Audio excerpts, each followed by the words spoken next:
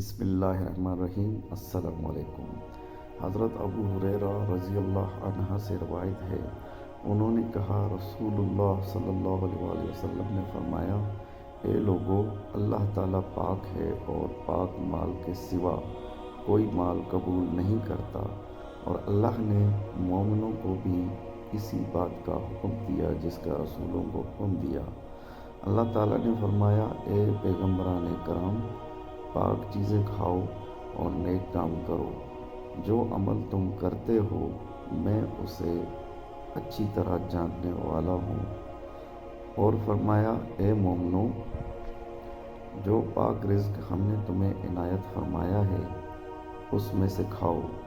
پھر آپ نے ایک آدمی کا ذکر کیا جو طویل سفر کرتا ہے، بال پراگندہ اور جسم غبار آلود ہے، دعا کے لیے آسمان کی طرف اپنے دونوں ہاتھ پھیلاتا ہے، اے میرے رب، اے میرے رب، جبکہ اس کا کھانا حرام ہے، اس کا پینا حرام ہے، اس کا لباس حرام کا ہے، اور اس کو غذا حرام کی ملی ہے، تو اس کی دعا کہاں سے قبول ہوگی؟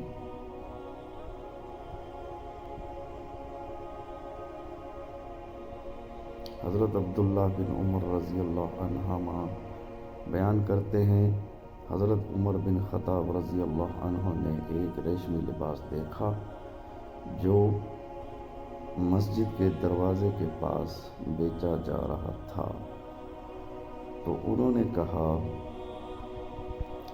اے اللہ کے رسول، اگر آپ اسے خرید لیں اور جمعے کے دن ذیب تن فرمایا کریں، یا جب آپ کے پاس وفود آئیں تو ان کے استقبال کے لیے پہنا کریں تو اچھا ہوگا۔ رسول اللہ صلی اللہ علیہ وآلہ وسلم نے فرمایا، یہ وہ لوگ پہنتے ہیں جن کا آخرت میں کوئی حصہ نہیں۔ پھر رسول اللہ صلی اللہ علیہ وسلم کے پاس اسی قسم کے مزید جوڑے آئے تو آپ نے ان میں سے ایک عمر بن خطاب رضی اللہ عنہ کو بھی عنایت فرمایا۔ انہوں نے کہا، اے اللہ کے رسول، آپ مجھے یہ دے رہے ہیں،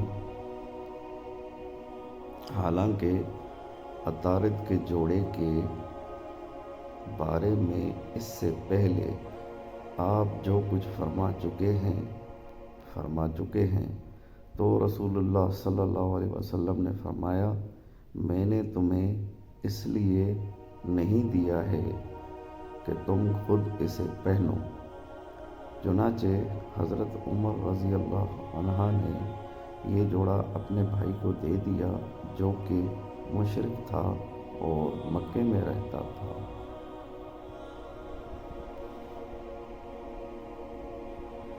نبی کریم صلی اللہ علیہ وسلم نے فرمایا، بنی اسرائیل میں ایک شخص تھا جس نے 99 خون ناحق کیے تھے۔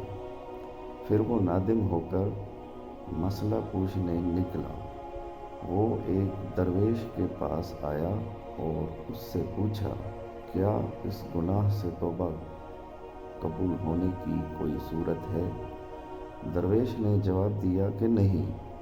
یہ سن کر اس نے اس درویش کو بھی قتل کر دیا اور 100 خون پورے کر دیے۔ پھر وہ دوسروں سے پوچھنے لگا۔ آخر اس کو ایک درویش نے بتایا کہ فلاں بستی چلا جاؤ۔ وہ آدھے راستے بھی نہیں پہنچا تھا کہ اس کی موت واقع ہو گئی۔ مرتے مرتے اس نے اپنا سینہ اس بستی کی طرف جھکا دیا۔ آخر رحمت کے فرشتوں اور عذاب کے فرشتوں میں باہم جھگڑا ہوا کہ کون اسے لے جائے، لیکن اللہ تعالیٰ نے اس نصرہ نامی بستی کو، جہاں وہ توبہ کے لیے جا رہا تھا، حکم دیا کہ اس کی ناچ سے قریب ہو جائے، اور دوسری بستی کو جہاں سے وہ نکلا تھا حکم دیا کہ اس کی ناش سے دور ہو جا۔ پھر اللہ تعالیٰ نے فرشتوں سے فرمایا کہ اب دونوں کا فاصلہ دیکھو، اور جب ناپا تو اس بستی کو جہاں وہ توبہ کے لیے جا رہا تھا ایک بالشت ناش سے نزدیک پایا، اس لیے وہ بخش دیا گیا۔